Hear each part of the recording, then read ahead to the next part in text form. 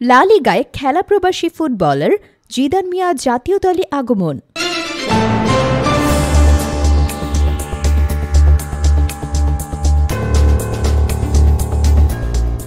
Welcome to CB news.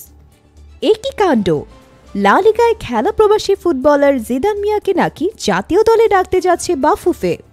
শোনা যাচ্ছে পাসপোর্টের কাজও শেষ। তাহলে কি এবার বাংলাদেশ জার্সিতে দেখা যাবে তাকে? জিদান মিয়া লন্ডনে জন্ম নেওয়া, কিন্তু শেকড় বাংলাদেশের মৌলভীবাজারে।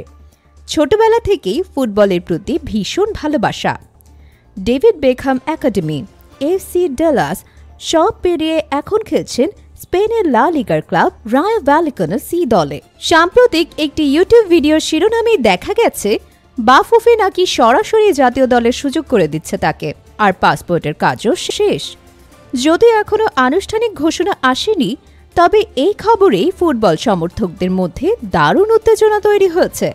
বাংলাদেশ জাতীয় দলের আক্রমণ ভাগে এমন একজন প্রবাসী ফুটবলারের সংযোজন হতে পারে গেম চেঞ্জার। এর আগে হামজা চৌধুরীর মতো খেলোয়াড়দের আমরা দেখেছি।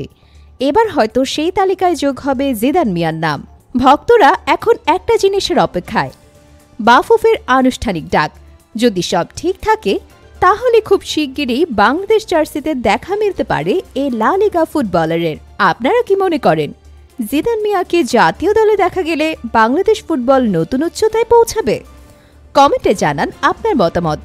ভিডিওটি ভালো লাগলে লাইক, শেয়ার আর সাবস্ক্রাইব করতে ভুলবেন না। Subscribe now for daily news and updates.